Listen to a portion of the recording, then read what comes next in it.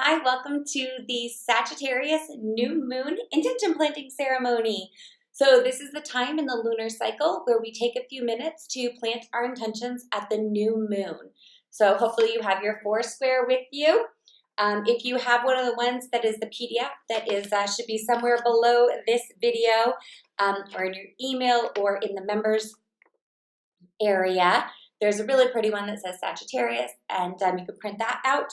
Or you can, just on a plain piece of paper, fold it in half, and you're going to want to note health, wealth, love, and perfect self-expression in each of the squares. So they call it the square of life. If you haven't heard me talk about it before, it's inspired by the works of Florence Scovel Shinn, who was a early 20th century metaphysician. I was looking for her books. I've got my stack of books here. And it's buried. I usually read like a chapter of her book a day, just to like get my morning started in a great direction, because so much of what we think, so much of what we say comes from what we think, and as Confucius says, thoughts become words, words become actions, action become the deeds that we're known for. Our character becomes our deeds. Sorry, Confucius, but you get the drift. And just like setting my mind in that direction always helps first thing in the morning, so that my thoughts are high vibration and positive and joyful, and then my words follow that. And so she's big about the power of spoken word, and how when we speak something out loud, especially in a collective like this, in our tribe ceremonies, it helps carry it into the vortex, or the quantum field, if you will, and we can then step into our future. Some people actually call it remembering our future, which we're going to talk about a little bit later in this ritual. This idea that the future has already happened and we're actually just stepping into it. Just like we would recall a memory in the past, and we can relive those emotions and those thoughts and those feelings by going backwards into energy, we can also go forward into energy. And we will talk about that. But again, you're going to want to set your quadrants: health, wealth, love, and perfect self-expression. Or what we've been playing with a lot, if this is maybe not your first time with this moon cycle. Sorry, I caught myself saying, and it's just one of those things I say. I'm sorry if it annoys you. Sometimes I catch it, I go, oh, and then it throws me off track. So another thing that we've been playing with are ease, flow, connection, and expansion. And those words can mean whatever resonates for you. And you're going to want to note a micro intention and a macro intention for each. Micro being something that you hope that will manifest in like the next 2-week cycle. And macro meaning something a little bit larger that would take some more time to manifest or pop into your reality. Not saying that something can't immediately happen, like a windfall can happen overnight. A miracle can happen, like a healing can happen overnight. There's a lot that can happen instantly, but sometimes like our minds can't quite think that into existence. So it's easier to make it as like a macro possibility that you're kind of moving towards. And then the more energy you put towards it, maybe it'll pop into your reality quicker. So 4 quadrants: micro and macro. Micro being something in the next 2 weeks you hope manifests, and macro being something that you hope manifests in the next 6 months, when the corresponding Sagittarius full moon pops up, and that's in like the June time frame. So yeah, it's like summer goals, or in the southern hemisphere, winter goals. So about 6 months from now. Okay, so that is your square of life. And now we are going to do the ceremony, and then we're going to talk about like getting into the quantum field, accessing potentiality, and remembering our future. Okay, Sagittarius New Moon, time travel and celestial portals. It's just a jump to the left and then a step to the right. Let's do the time warp again. Okay, I'm not a great singer, but if you know the song, please start singing it in your head. Or if you don't know it, Google it. It's a Rocky Horror Picture Show. Okay. Have you ever pondered the possibility of past lives or portals to alternate worlds or realities? Strewn across the northernmost part of our planet, human-made stone landmarks called inuskuks dot the landscape of the Arctic. Made from mounds of rough stone stacked upon and against each other, the cairns were traditionally constructed by indigenous people to serve as landmarks, guiding travelers on their journey. Traditionally built by Inuits in such a way that allowed approaching travelers to look through the central doorway of the uprights, the structures were designed to bring distant objects into focus, to help hunters and gatherers find their way, and to indicate the presence of other humans in remote areas. Beyond the practical functions as navigational aids indicating coordination points, message centers about food caches, and hunting opportunities, inuskuks were venerated for being imbued with spiritual connotations. These ancient doorways mark the ethereal territories of the Inumiat, the Inuit peoples who knew how to survive by using their traditional ways of living with the land. On our journey here in the physical, we can often pass through moments in time where we encounter new people or places that trigger a sense of knowing, allowing us, if only temporarily, to pass through a type of celestial portal. This unexplained affinity to a time period, place, or ethnic group leads some to wonder if the familiarity stems from a connection in a previous lifetime, or even a future lifetime. With the recent advances in our scientific understanding of quantum theory, time travel theories may no longer be a thing of science fiction, as new knowledge begins to overlap with ancient wisdom. This moon will explore new landscapes with a ritual that allows us to paint a portrait of our celestial selves while actively seeking portals to our past and future lives. With love light in a kimono, because I had a celestial hat reading once that said I was a geisha in a past life. And if you listen to the Golden Otter radio episode that is connected to this video, I talked to an author about exploring past lives, and you'll see what I'm talking about when I refer to a kimono there. But essentially, this ceremony is to help us get into contact with any past lives that we feel we may have lived, and do any healing that needs to occur in those past lives. So something with the quantum field and quantum theory is, and this is science starting to sync up with spirituality and science starting to prove the mechanics of spirituality, is that you can actually go back in time and heal something in a really profound way. So it's just like the act of forgiveness or giving somebody an apology or receiving an apology from somebody when it's like truly heartfelt and it's given and received in equal measure by both parties. That is it's basically time travel, because you're going back in the past to heal something in the present moment.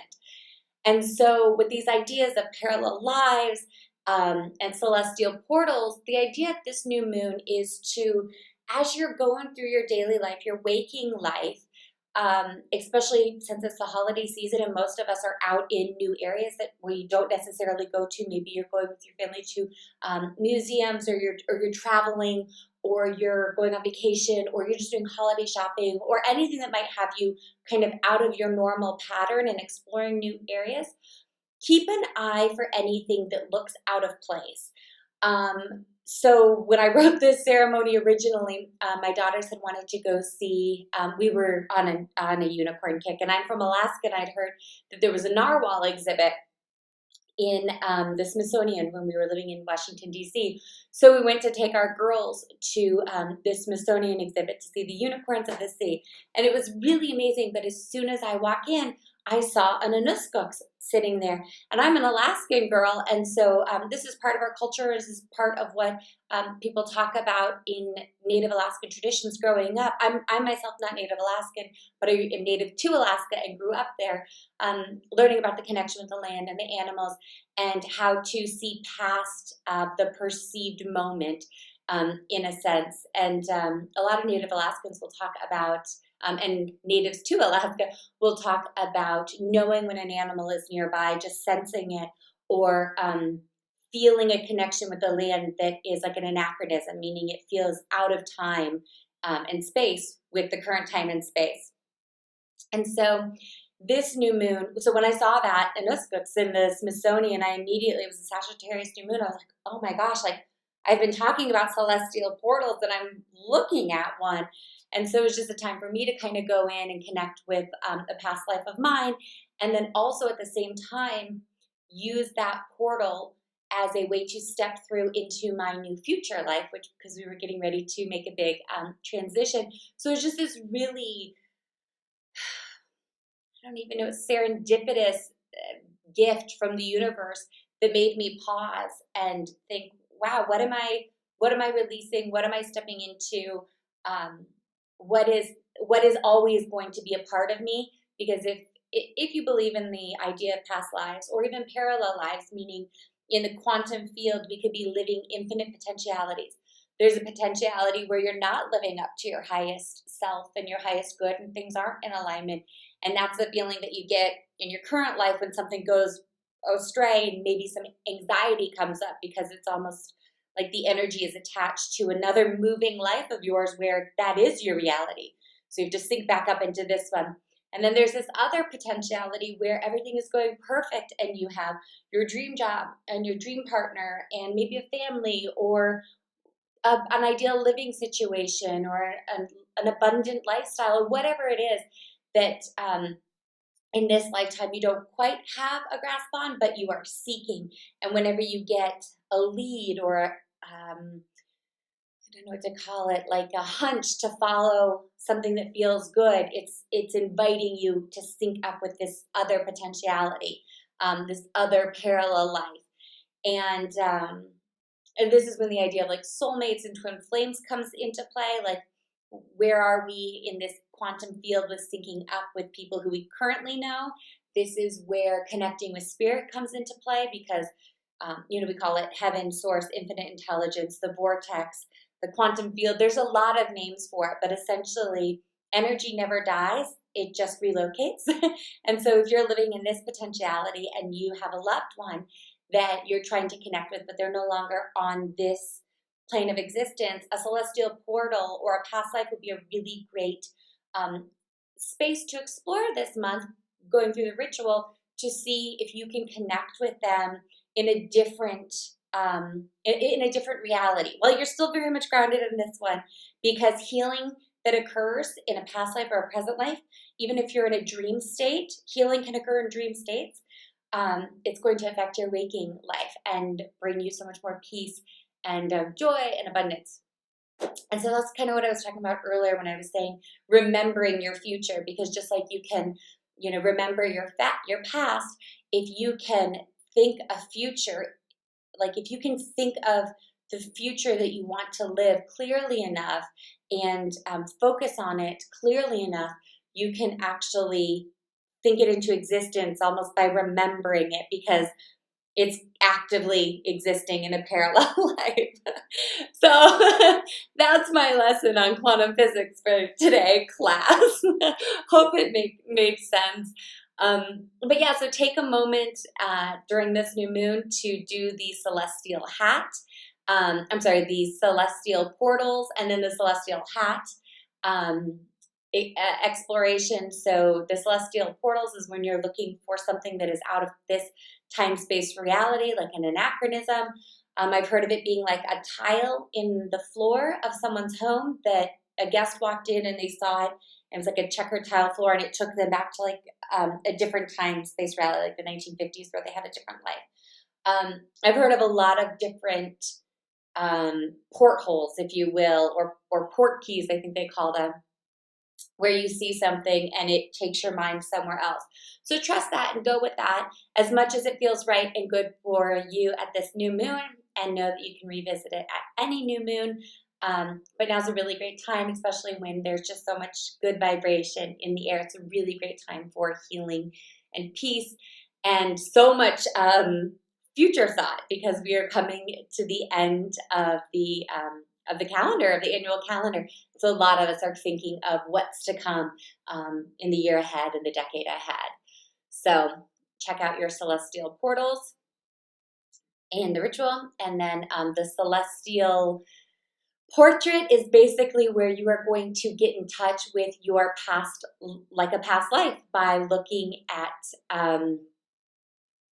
old images that can make you feel a certain way. Like maybe it's an ethnicity a place, a food, a culture, a language, a type of music, a type of dress, something that you have a natural affinity to, now is the time to explore that.